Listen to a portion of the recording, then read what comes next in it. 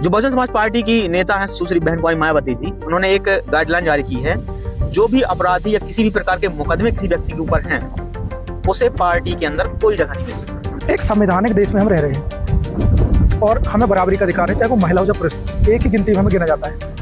तो अगर आज हम एनसीआरबी का डाटा उठाकर देखेंगे तो सबसे ज़्यादा जो शोषित वर्ग है वो महिला वर्ग है। तो इसको लेकर के आप कैसे देखते हैं, कैसे इस चीज़ को सुधारें? देश की संसद में हमने महिलाओं को भी भेजा, ठीक है, सांसद बनाकर, विधायक बनाकर, ठीक है, मंत्री बनाकर। तो ये मुद्दा तो उनको भी उठाना चाहिए संसद में। मुद्दे तो उठाए हैं। एक स्वाति मालीवाल है, आपसे शायद सांसद है, उन्होंने दिल्ली के जीबी रोड का जिक्र किया हुआ है। मान लो बहुजन समाज पार्टी का विधायक बनता, ठीक, तो शिक्षा एकदम फ्री हो जाती। फ्री तो शिक्षा में भी है, कहाँ? सरकारी स्कूलों में शिक्षा फ्री है। सरकारी स्कूलों में शिक्षा फ्री है, लेकिन क्या इन सरकारी स्कूलों में बड़े बड़े कर्मचारियों के बच्चे पढ़ते हैं? बिल्कुल नहीं पढ़ते। तो दोस्तों, आज के हमारे मेहमान आपके सामने हैं।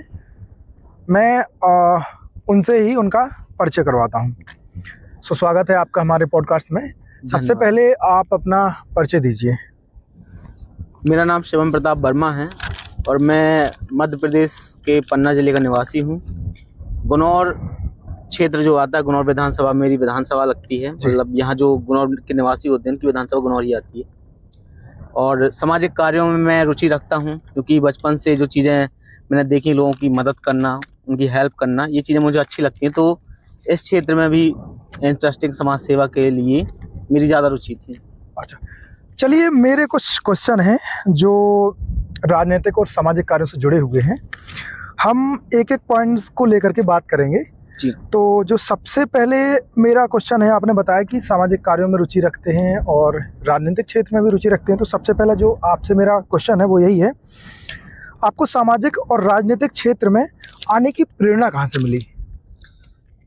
सामाजिक और राजनीतिक दोनों चीज़ों में थोड़ा सा डिफरेंस हो जाता है। ठीक है। सामाजिक चीज़ों की बातें जो आती हैं, ये हमने बहुजन समाज में जन्मे जो महापुरुष हैं उनकी जीवनियों को पढ़ करके सीखा है, देखा है। जैसे मैं नाम बताना चाहूँगा, महात्मा ज्योतिबा फूले, जिन्होंने सबसे पहले इस देश में शिक्षा को जन जन तक पहुँचाया। आज़ादी के पहले जब किसी भी वर्ग को पढ़ने लिखने का अधिकार नहीं था, खासकर दलित, ओबीसी, SC ST के लोगों को, तो इन्होंने और इनकी पत्नी ने मिलकर, सावित्रीबाई फूले, दोनों ने मिल करके समाज में शिक्षा का प्रचार प्रसार किया। तो समाज में ये जो व्यवस्था है जो चली आ रही थी, जी, उनसे लड़ने का काम उन्होंने किया। जैसे सबको शिक्षा, समान अधिकार, बोलने की आज़ादी, ये सारी चीज़ें हमने वहाँ से सीखी।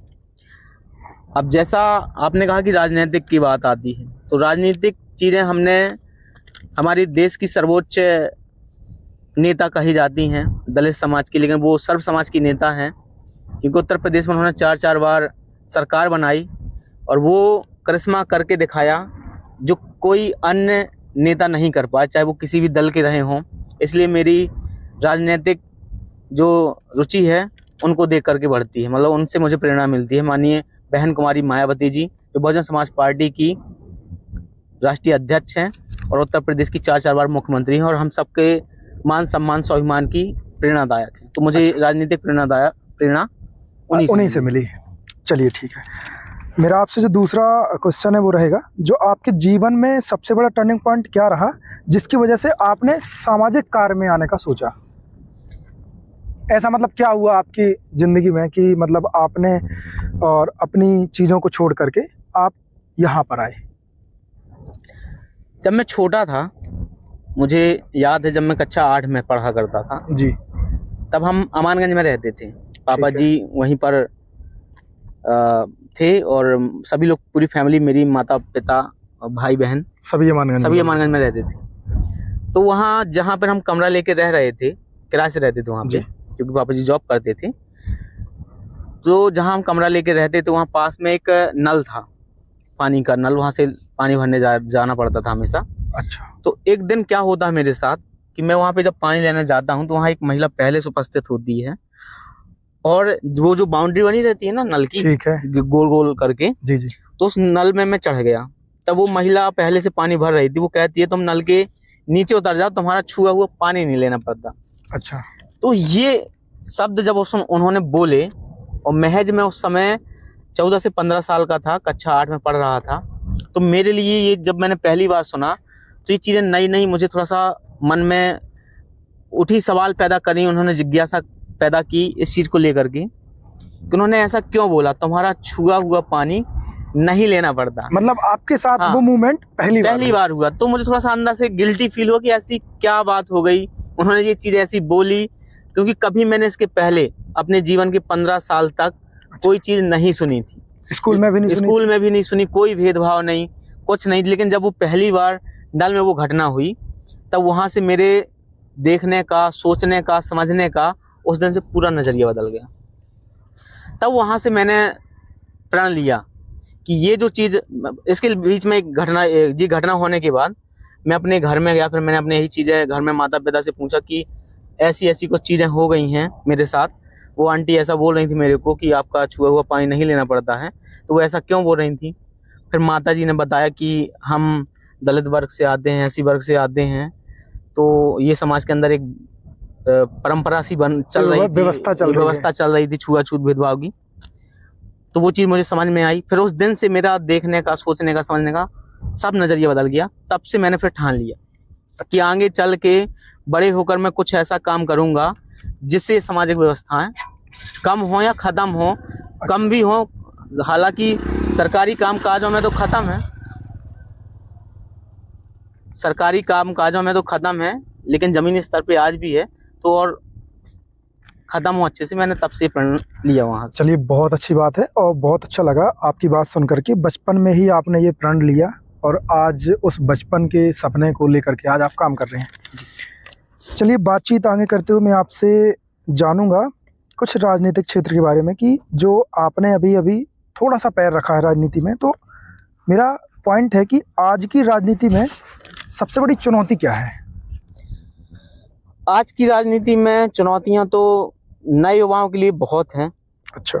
जैसे जहां तक मैं देख पा रहा हूं, जैसे सोच पा रहा हूं, उस हिसाब से कि मेरे बैकग्राउंड में तो कोई पहले से मंत्री, विधायक, सांसद तो कोई थे नहीं जी, और ना ही ये कोई समझ वाले व्यक्ति थे ऐसे कि मुझे बता सके, राजनीति में उठा सके। मतलब मेरी फैमिली से कोई ऐसा व्यक्ति था नहीं कि राजनीतिक क्षेत्र में मुझे बता सके। तो कठिनाइयाँ ये भी जाती हैं कि सबसे ज़्यादा जरूरी होता है लोगों का विश्वास। ठीक है। हमें लोगों का विश्वास जीतना होता है। और हुआ क्या है, अभी जिस क्षेत्र में मैं हूँ, जिस पार्टी से बिलोंग कर रहा हूँ, इस पार्टी में सबसे ज़्यादा विश्वास की ही बात होती है।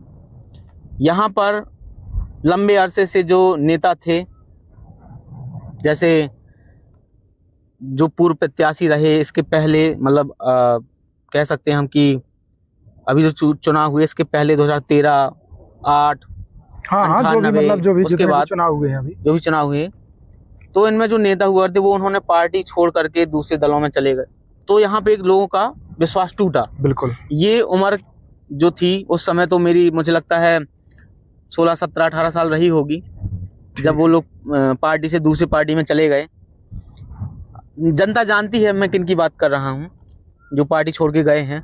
उसके बाद एक नया लड़का आया था, नया युवा था, हमारी उम्र का था, वो भी पार्टी छोड़ के चला गया। या ऐसा कह सकते हैं समाज का काम करता था, या समाज वालों ने, उसका कहना ऐसा कि समाज वालों ने साथ नहीं दिया इसलिए मैं चला गया। अच्छा। तो ये जो ट्रस्ट वाली चीज़ होती है, विश्वास वाली, ये हमें सबसे पहले जीतना पड़ता है। आज लोगों को विश्वास ही नहीं है कि क्या पता हो सकता है आगे चल के आप भी यहाँ पे ना रहो। तो सबसे ज़्यादा विश्वास हमें जनता पे बनाना पड़ता है। और जो समस्या आती है वो पैसों की भी आती है, क्योंकि हमने पहले ही बताया कि हमारे परिवार, खानदान से, या मैं ये कहूँ कि जो दलित वर्ग का व्यक्ति है, अगर वो राजनीति क्षेत्र में है, तो इसके पूरे खानदान में कोई भी व्यक्ति इतना अमीर नहीं है कि स्वतंत्र होकर के राजनीति का क्षेत्र में काम कर सके, लोगों की मदद कर सके, एकदम स्वतंत्र उस तरीके से, जिस तरीके से होना चाहिए। तो सबसे ज़्यादा पैसों की और भरोसे की ये बहुत दिक्कत आती है। मतलब इन चुनौतियों का सामना करना पड़ता है। बिल्कुल करना पड़ता है। चलिए, जो मेरा आगे का क्वेश्चन है, अब जैसे आपने कहा कि राजनीतिक क्षेत्र में अभी मैं आया हूँ और चीज़ों को देख रहा हूँ, सीख रहा हूँ। मान लेते हैं कि आप राजनीतिक क्षेत्र में हैं, तो तो मैं आपसे जानना चाहूँगा कि आप अपने क्षेत्र के विकास को कैसे देखते हैं। जैसे आपने अभी वर्तमान में कोई ना कोई विधायक होगा, कोई ना कोई भाई सरपंच तो अब होते ही नहीं है, नगर पंचायत है, तो जैसे विधानसभा में बड़े बड़े नेता हैं, छोटे नेता हैं, तो आप विकास कैसे देखते हैं आपके अनुसार? देखिए, जब हम छोटे थे तब हम चीज़ें देखा करते थे, अस्पतालों में सड़कें सही नहीं हैं, अस्पताल सही नहीं है, शिक्षा व्यवस्था सही नहीं है, बहुत सारी चीज़ें हुआ करती थी। और जैसे बड़े हुए, फिर राजनीतिक क्षेत्र में एंटर किया, तब और देखा कि सत्ता में वो पावर होती है कि आप हर क्षेत्र में अच्छे काम करा सकते हैं। बिल्कुल। मतलब एक नेता जो होता है, जननायक बनता है, वो विधायक बनता है, तो अपने जहाँ तक क्षेत्र फैला हुआ उसके विकास को लेकर के बहुत काम कर सकता है। तो हमने देखा कि जनता को जो ज़रूरत होती है, वैसे यहाँ पर जिस क्षेत्र में हम, ये तो बहुत पिछड़ा हुआ है, सबसे ज़्यादा यहाँ ज़रूरत है लोगों को शिक्षा की। ठीक है। अगर मान लो बहुजन समाज पार्टी का विधायक बनता, ठीक तो शिक्षा एकदम फ्री हो जाती। ठीक है। जो लोगों को, जो पढ़ लिख करके युवा तैयार हुआ, उसके पास रोजगार नहीं है, उनको रोजगार की बढ़िया व्यवस्था की जाती। जो किसान मजदूर हैं, जो परेशान हैं, आज कोई लाइन में लग रहा है राशन की, तो कोई खाद के लिए लाइन पे लग रहा है, कोई गैस के लिए लग रहा है। मतलब हमारा काम जो होता, अगर पार्टी सत्ता में आती, तो इन सारी चीजें नहीं होती। जैसे आपने कहा अभी, हाँ। थोड़ा सा बीच में बोलना चाहूँगा, जैसे आपने कहा कि वर्तमान में गैस में, ये तो एक देश के लेवल की बात है ना, ये भाई इंटरनेशनल वॉर हो रहा है, तो ये तो समस्याएं रहेंगी और हमें सबको एकजुट करके इनका मुकाबला करना पड़ेगा।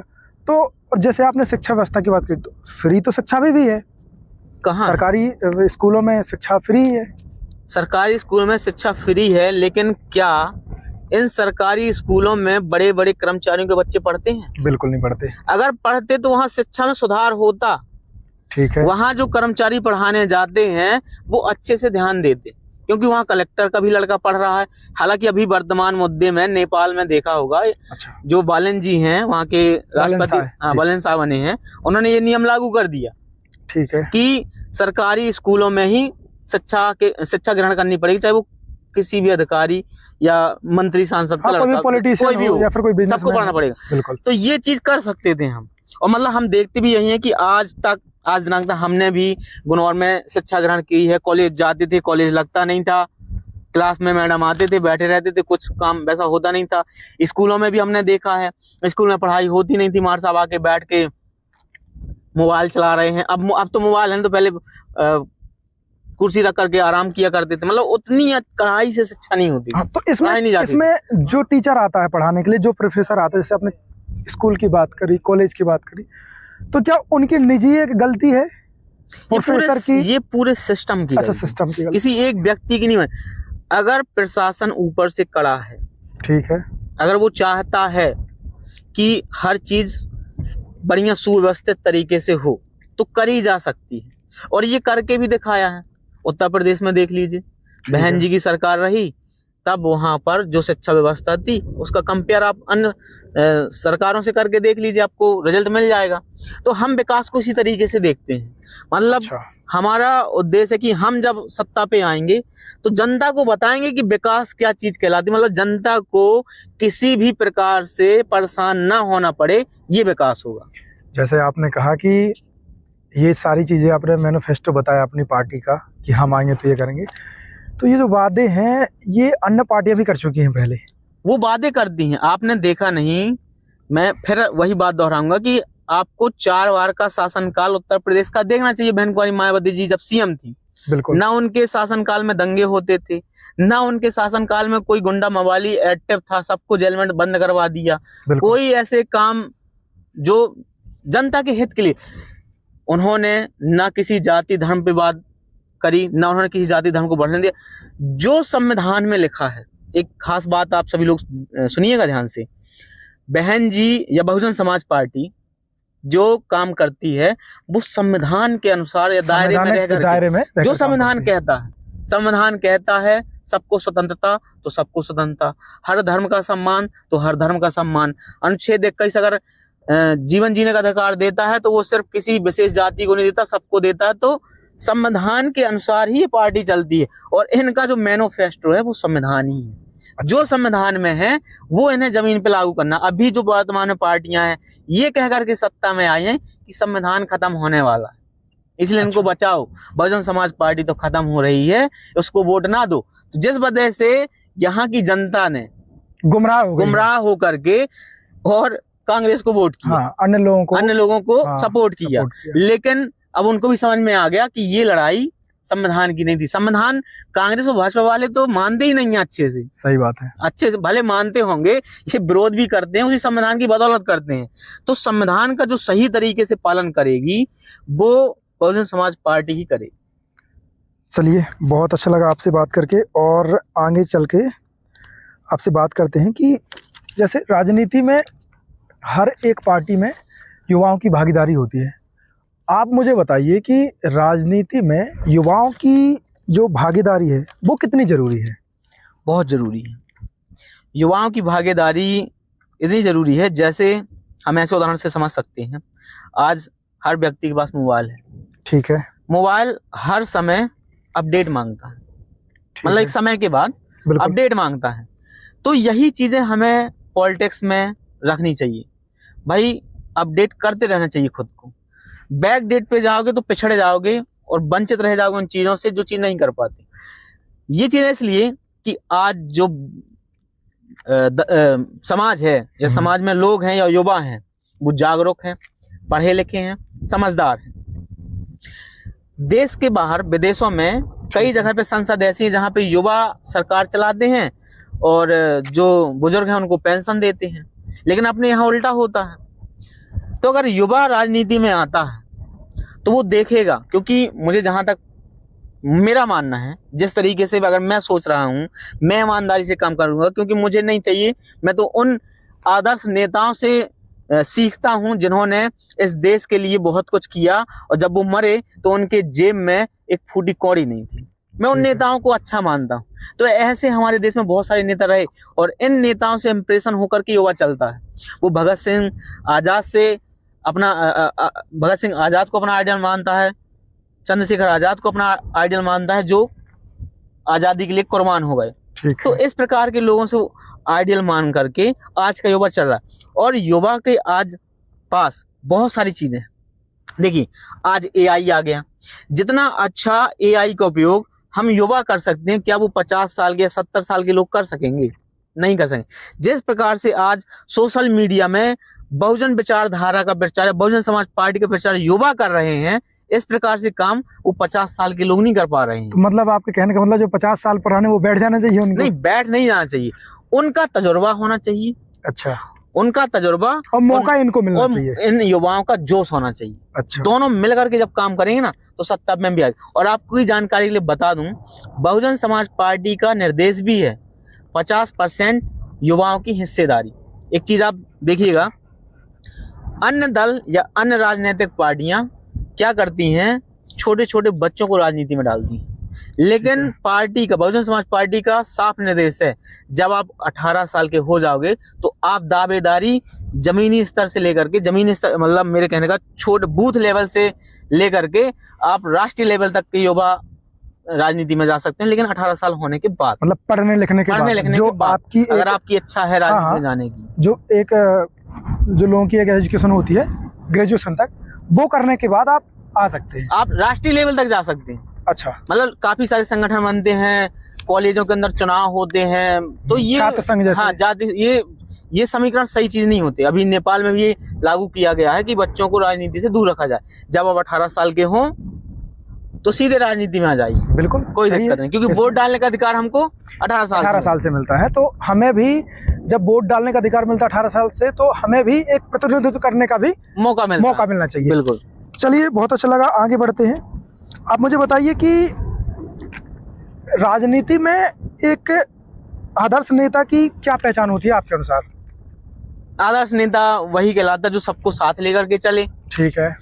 और देश के जब कोई मुद्दे ऐसे राष्ट्रीय व्यापी हो जाते हैं तो उन मुद्दों में हमें राजनीति न करके साथ देना चाहिए।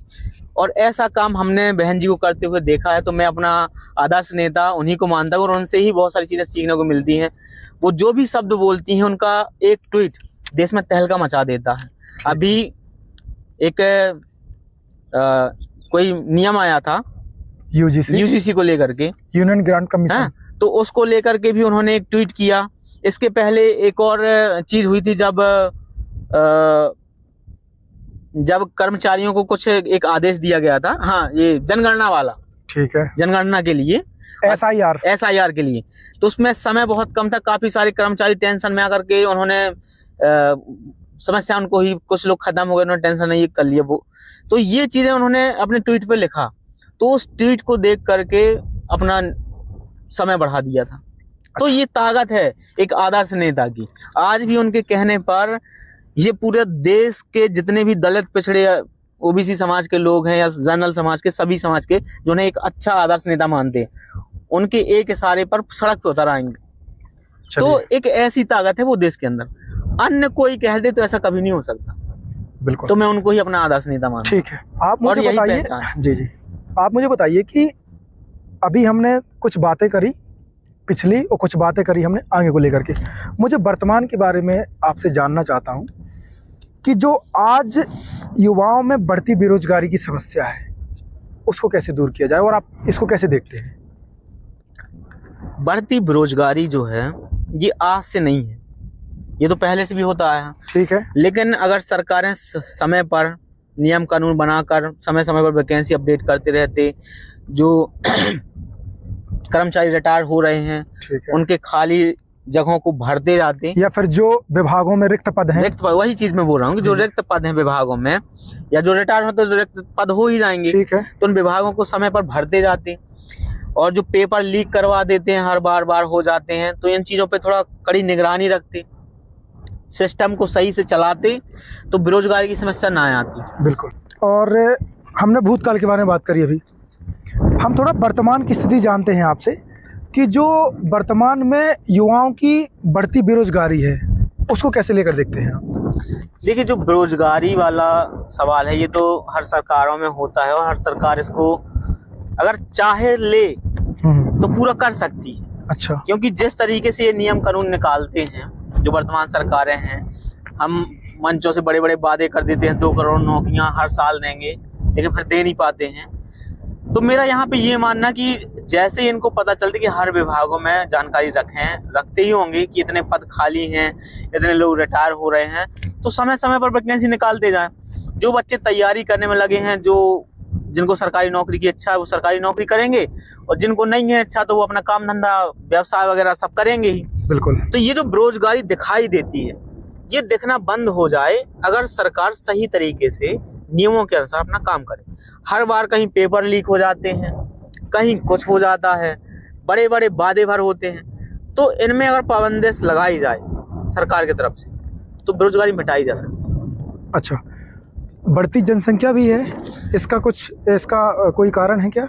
इसमें भी असर पड़ रहा है क्या? देखिए, बढ़ती जनसंख्या तो अपन से ज्यादा तो चीन की होगी, ठीक है, लेकिन चीन में कभी ऐसा सुनने को नहीं मिलता कि वहाँ बेरोजगारी की समस्या है। अच्छा। वहाँ रोजगार मिलते ही रहते हैं। शायद चीन से आंकड़ा पार हो गया अपना, शायद इंडिया का। चीन से हो गया होगा और हो ही जाएगा, लेकिन जहाँ जो बात आ रही है बेरोजगारी वाली, वहाँ लोगों को समझाते हैं, दिखाते हैं। हमारे यहाँ ना जो पॉलिटिकल लोग होते हैं, पॉलिटिकल लीडर होते हैं, पॉलिटिकल सरकारें हैं वर्तमान में, ये सब कुछ कर सकती हैं। इनको पता है कि हाँ, यहाँ से बेरोजगारी खत्म की जा सकती है। यहाँ पे मुझे एक डायलॉग याद आता है 12th फेल का, ठीक है, उसमें कहते हैं कि अगर रोजगार रहेगा, अनपढ़ रहेगा व्यक्ति, तभी तो नेताओं के पीछे पीछे भागेगा। बिल्कुल, अगर पढ़ लिख गया तो फिर उसको समझ हो जाएगी कि हमें कहाँ चलना है, किसके साथ। शिक्षा जो है वो सवालों को जन्म देती है, और पढ़ लिख गए तो वो पूछेंगे भाई इतना क्यों नहीं अभी तक वैकेंसी भर पाई, क्यों नहीं निकल पाई। तो ये सारी चीजें होती हैं। बेरोजगारी एक मुद्दा बहुत व्यापी है, इस पर सरकार को देखना चाहिए, ध्यान देना चाहिए। चलिए ठीक है, और हम आपसे जानेंगे कि देश में कहा जाता है महिलाओं को लेकर के कि महिलाओं को लेकर के बहुत ज़्यादा हम बेटी बचाओ बेटी पढ़ाओ ये सब चीज़ें नारे दिए जाते हैं, तो जो महिला सशक्तिकरण है और महिलाओं की आजकल इतना शोषण हो रहा है उसको लेकर के आप क्या बोलना चाहेंगे? एक संवैधानिक देश में हम रह रहे हैं और हमें बराबरी का अधिकार है, चाहे वो महिला हो चाहे पुरुष को, एक ही गिनती में हमें गिना जाता है। तो अगर आज हम एनसीआरबी का डाटा उठाकर देखेंगे तो सबसे ज़्यादा जो शोषित वर्ग है वो महिला वर्ग है। तो इसको लेकर के आप कैसे देखते हैं और कैसे इस चीज़ को सुधारो? देश की संसद में हमने महिलाओं को भी भेजा, ठीक है, सांसद बनाकर, विधायक बनाकर, ठीक है, मंत्री बनाकर। तो ये मुद्दा तो उनको भी उठाना चाहिए संसद में।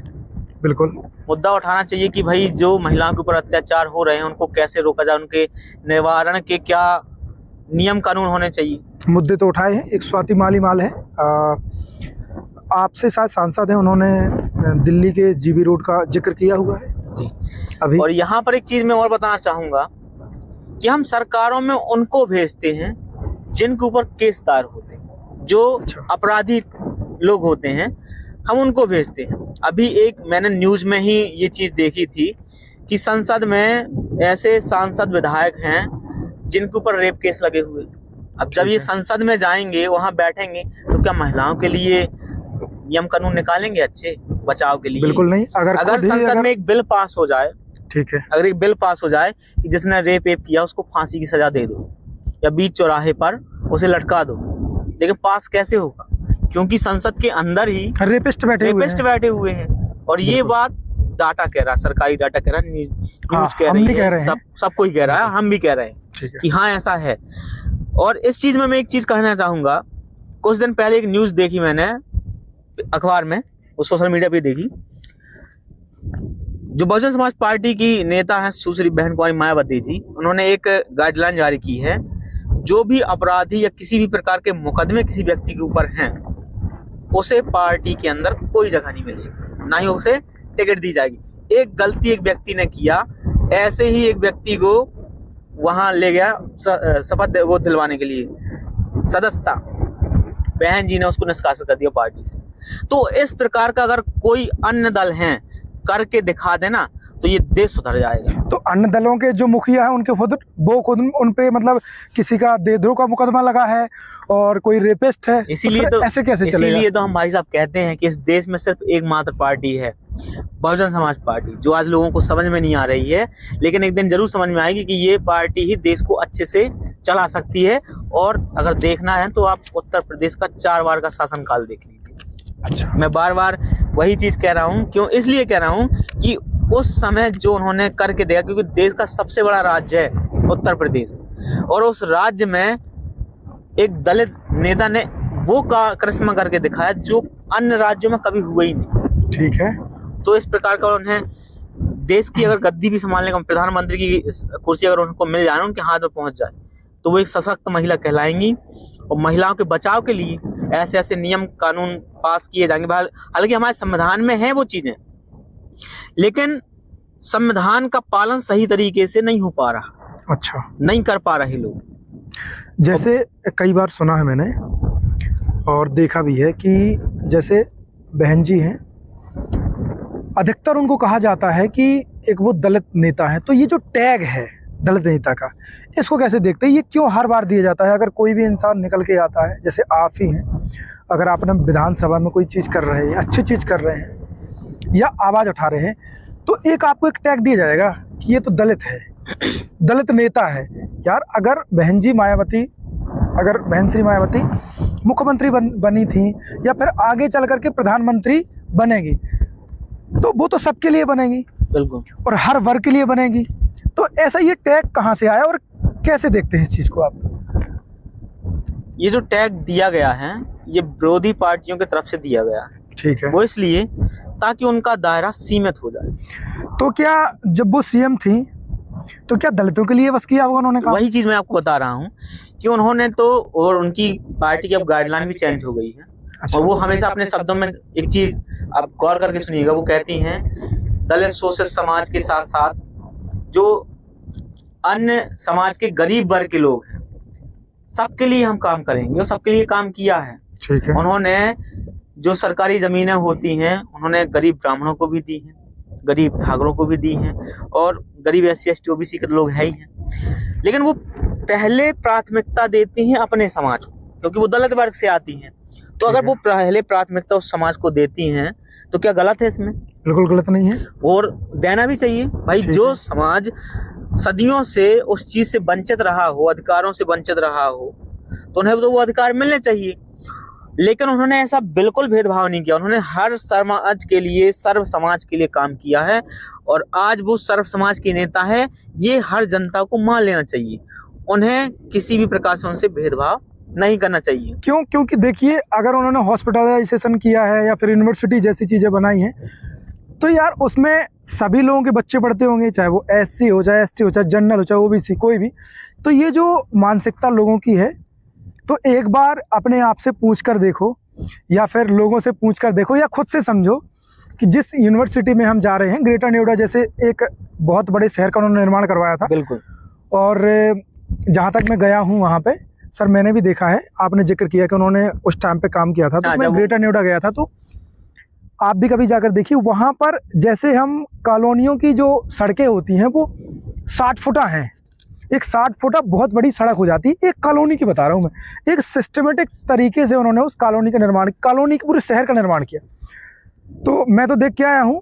तो ये जो टैग है ये ना दें और हमेशा समझें कि ये सबके लिए है। चलिए, बात करके सर आपसे अच्छा लगा और भी आपसे कुछ चीज़ें जानेंगे। मैं आपसे पूछना चाहूँगा कि जो ग्रामीण और शहरी विकास के बीच संतुलन कैसे बनाया जाए। जैसे कई बार हम शहर जाते हैं तो वहाँ के बच्चों से मिलते हैं, और जब हम कई बार देहात जाते हैं, ग्रामीण, या तो वहाँ के बच्चों से मिलते हैं, तो एक डिस्टेंस समझ में आता है। तो उसको कैसे मेंटेन किया जाए, क्या तरीका है उसका? शहरी क्षेत्रों में और ग्रामीण क्षेत्रों में जो सुविधाएं नहीं पहुंच पा रही है ना जी, अगर वो सुविधाएं पहुंचा दी जाएं, ठीक है, तो ग्रामीणों का भी विकास शहरों जैसा हो जाएगा। देखिए कैसे गांव में सड़कें कब पहुंची, जब सारे लोग शहर पहुंच गए, पलायन कर चुके। ठीक है। तो इससे क्या होगा? ये करने वाले कौन भाई?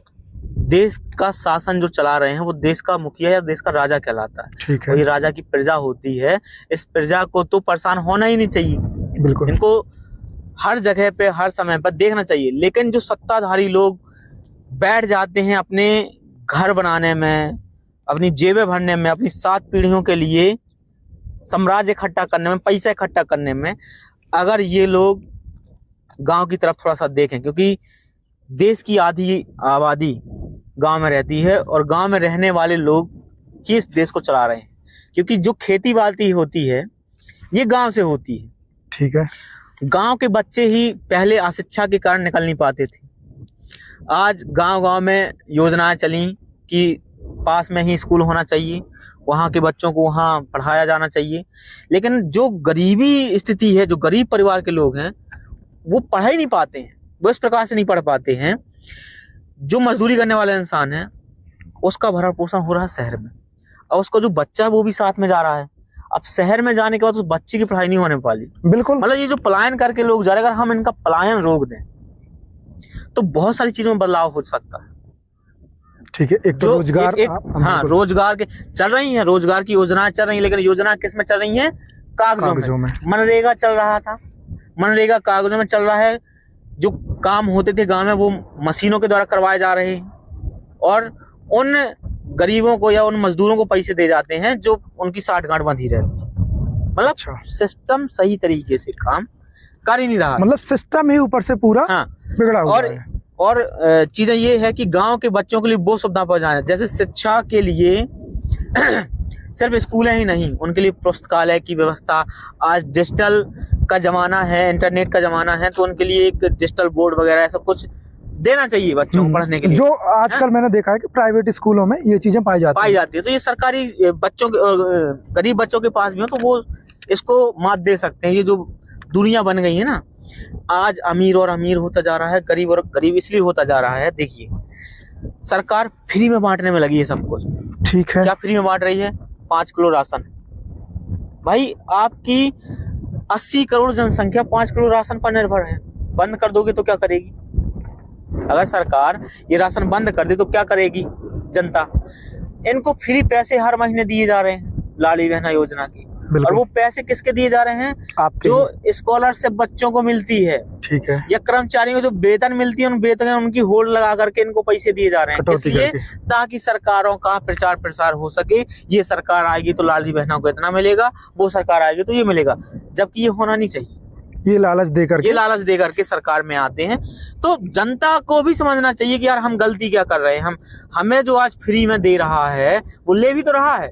रिचार्ज देखिए, मोबाइल का रिचार्ज आज 400 से नीचे कोई अनलिमिटेड रिचार्ज नहीं हो रहा, और सबकी मंशा ये होता है कि हमारा मोबाइल अनलिमिटेड चलना चाहिए। रिचार्ज 400 का, तेल 150 180 रुपए का किलो, पेट्रोल 100 रुपए से ऊपर, खाने की चीजें वो भी महंगी, कॉफी किताबें वो भी महंगी, सब में टैक्स लगा रहे हैं, सब में जीएसटी टैक्स लगा के और एक्स्ट्रा टैक्स लगा के सब महंगा कर रहे हैं, हर चीज को महंगा कर रहे हैं। तो गरीब कहाँ से आगे बढ़ पाएगा? चलिए, हाल ही में हम वर्तमान की बातें कर ही रहे हैं, तो हाल ही में एक क्षेत्र है अमानगंज क्षेत्र।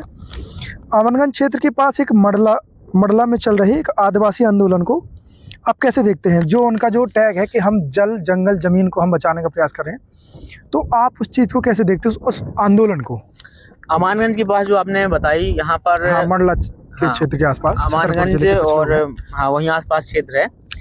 तो इस क्षेत्र में क्या चल रहा है कि कैन बेतवा लिंक परियोजना के तहत वहाँ के लोगों को मुआवजा देने की बात की गई थी सरकार के द्वारा। मुआवजा देगी उनको, या दूसरी जगह पलायन के लिए जमीन देगी, तो अच्छी जमीन देगी। तो हुआ यही कि वहाँ उन्होंने वो वादे नहीं निभाए। अच्छा। सरकार की तरफ से। तो वहाँ की जनता के पास कोई और संसाधन था ही नहीं उनके। अब जिसका आप घर छीन लेंगे फिर वो कहाँ रहेगा? और जो आज बात सरकार कहती कि हम दे रहे हैं, ये देना जो है ना, ये जो सरकारी जमीन है ये हमारी है, ये जल जंगल जमीन हमारे हैं, आज हमसे ही छीन के हमको ही दिया जा रहा है। उसका ये जो सिस्टम बना दिया है इन्होंने, ये सिस्टम गलत बना हुआ है। अगर आजकल कहा जाता है, अगर कोई आदिवासी अपनी जल जंगल जमीन के लिए लड़ाई की जाती है तो उसको नक्सली घोषित कर दिया जाता है। ऐसे सारी चीज़ें, जैसे दलित को दलित का टैग दे दिए, ऐसे ही आदिवासियों को ये टैग क्यों मिल रहा है? ये चीज़ें क्यों मतलब आखिर कब तक वो आज़ादी के 76-77 साल बाद भी अगर वो वहीं के वहीं हैं, उसकी कोई सुनवाई नहीं हो रही। मैंने वीडियोस देखे बहुत सारे कि वो अर्थी पे लेटे हुए हैं। तो सर आप बताइए मुझे कि मतलब ये कब तक चलता रहेगा आखिरकार?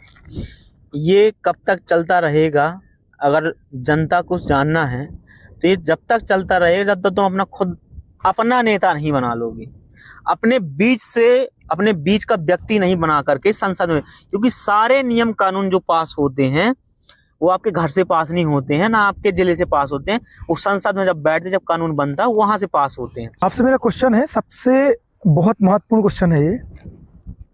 आज के दौर में सोशल मीडिया का जो प्रभाव है वो बहुत तेजी से बढ़ रहा है, लेकिन इसमें जैसे आपने कुछ दिन पहले लिया था नाम, AI जैसे फीचर्स आ गए हैं, आर्टिफिशियल इंटेलिजेंट, इसमें फेक वीडियोज, प्रोपगेंडा, आजकल जो मूवी बनाई जा रही हैं उसमें भी प्रोपगेंडा, ये सब चीज़ें। तो इनको रोकने के लिए क्या करना चाहिए? कैसे ये चीज़ें रोकेंगे? क्योंकि AI से ऐसे वीडियो बन जाते हैं कि उस पर भरोसा करना ही एकदम मुश्किल हो जाता है, और रहता वो फेक है। देखिए, अभी भी AI इतना इंटेलिजेंट नहीं हो पाया कि इंसान की नज़रों से बच के जा सके। ठीक है। वो फर्क बता देता है कि कौन सी चीज़ AI से बनाई गई है और कौन सी चीज़ ओरिजिनल है। किसी भी चीज़ को देखने के बाद उस पर तुरंत भरोसा नहीं करना चाहिए।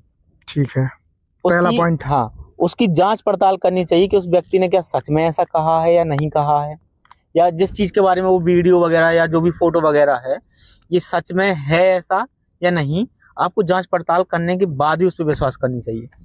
और AI है तो इसका कहा जा सकता है कि अच्छे परिणाम भी हैं और दुष्परिणाम भी हैं, दोनों प्रकार से हैं। अच्छे परिणाम यही हैं कि बहुत सारे काम AI आसान कर दिया है, और AI ने उसी चीज़ का दुष्प्रभाव भी बढ़ा दिया है। जैसे अभी ये फेक चीज़ों की बात हो रही थी, तो फेक चीज़ों से बचना हमें बहुत ज़रूरी है। इससे बहुत ज़्यादा, जैसे अभी गैस की जो समस्या और पेट्रोल वगैरह डीजल की जो समस्या जनता के बीच में उत्पन्न हुई, इसका मैं एक कारण अच्छा बताना चाहूँगा। हुआ ये कि जैसे ही कोई जानकारी लगी कि युद्ध चल रहा, गैस खत्म हो जाएगी, तो जिन्होंने कभी गैस सिलेंडर भरवाए ही नहीं, वो लोग भी लाइन में जाके खड़े होने लगे। तो यहाँ से ये हुआ कि जो पहले स्टॉक रहा करता था वो स्टॉक अब खत्म होने लगा। पेट्रोल में भी कुछ जगह ये समस्या सामने आने लगी कि पहले एक दिन में 100-200 आदमी जाता था पेट्रोल भरवाने के लिए। यूपी का एक मैंने वीडियो हाँ? देखा था, 100 व्यक्ति एक दिन में जाते थे, अब 1 घंटे में खड़े हैं 100 व्यक्ति, तो वो तो पेट्रोल खत्म होगा ही। फर्क पड़ेगा और ही। फिर फर्क इसलिए पड़ रहा है कि ये व्यक्ति 1-2 लीटर नहीं भरवा रहे, अच्छा 10-10 लीटर 50-50 लीटर पूरी कैन भरवा के और फिर ब्लैक में बेचने का काम करेंगे। और यही सेम गैस में चीज हो रही है।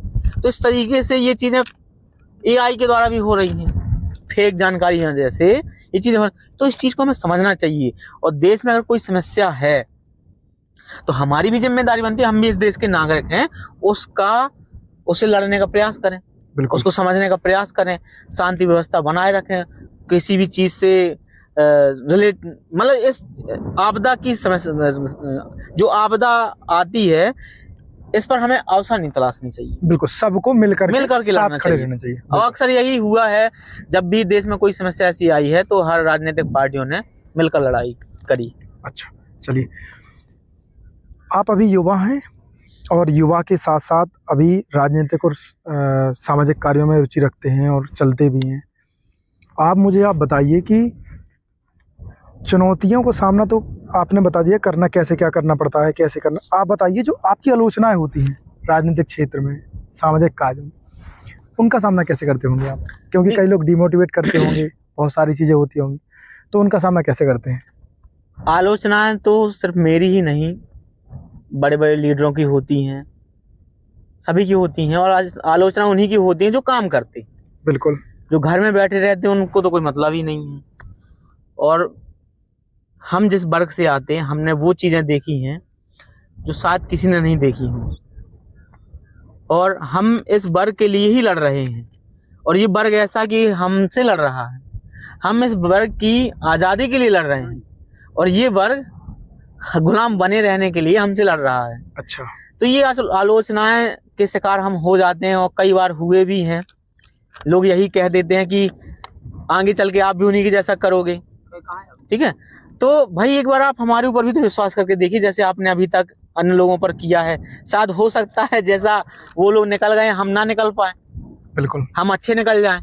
और इसमें पिसते हैं जो मतलब गद्दार लोग थे वो तो हट गए, अब जो बचे वो ईमानदार लोग बचे हैं, और ईमानदारों के ऊपर ही आफत आती है। ये चीज़ आपने देखा होगा, जो ईमानदार व्यक्ति होगा, जो अच्छे से काम करता होगा, अक्सर चाहे वो सरकारी कर्मचारी हो या कोई अच्छा व्यक्ति हो, उसी के ऊपर गाज गिरती है।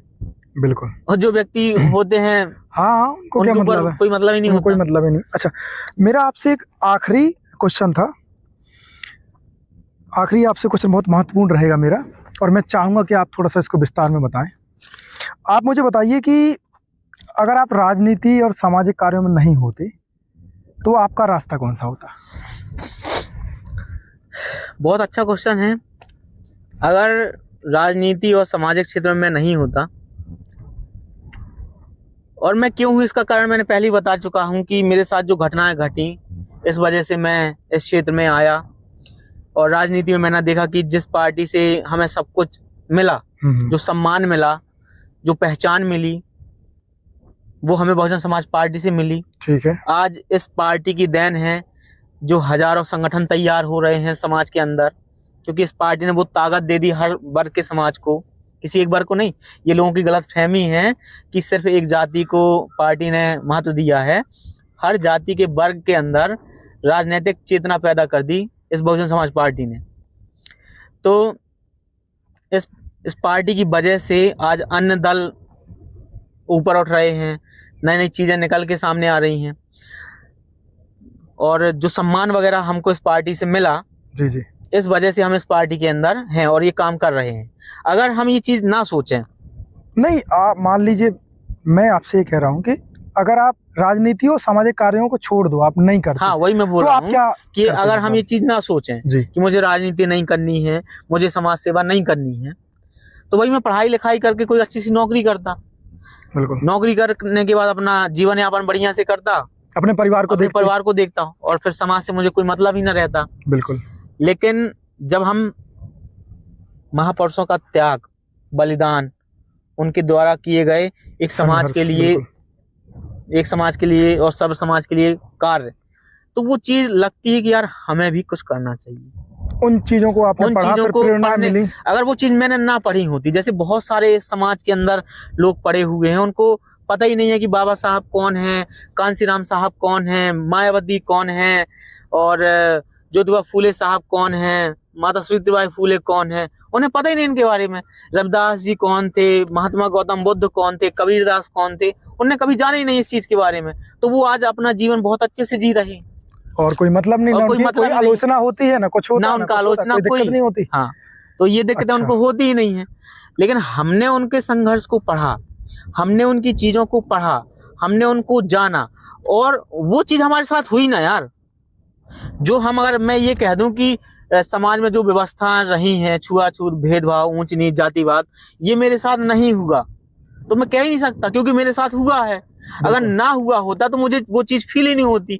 तो यहाँ से ये चीज समझ में आती है कि मैं उस समय गुलाम था उस व्यवस्था का, और मुझे उस गुलामी की मतलब मुझे वो पता चली चीजें। हाँ, वो चीज मुझे पता चली जब मैं गुलाम था इस व्यवस्था का, तो मुझे उस गुलामी का एहसास हो गया। ठीक है। और जब एहसास हो गया तो मैं उस गुलामी के खिलाफ लड़ने लगा, मैं अपनी आजादी के लिए लड़ने लगा, मैं अपनी आने वाली पीढ़ी के लिए लड़ने लगा, और मैं जब तक जिंदा रहूंगा तब तक अब लड़ूंगा। अब मेरा तो कोई भी उद्देश्य नहीं है कि मैं सरकारी नौकरी करूं या ना करूं, मुझे तो अगर बस पैसे की ही कमी है, बस पैसे की कमी है। और वो पैसे की कमी अगर आज सोशल मीडिया से पूरी हो जाती है तो वो भी कमी भी नहीं रहेगी। और मैं तो चाहता हूँ कि समाज के लोग थोड़ा मदद करें इस क्षेत्र में, कि वो पैसे ऐसे इकट्ठे करके दें, तो मैं समाज के लिए लड़ता रहूंगा, मुझे कोई दिक्कत नहीं। कैसे करेंगे? आपने बताया कि विश्वास तोड़ के भाग गए, तो उनको विश्वास करना पड़ेगा, किसी ना किसी व्यक्ति पर तो उनको विश्वास तो करना पड़ेगा। कर चुके ना, एक बार 2-3 बार कर चुके हैं।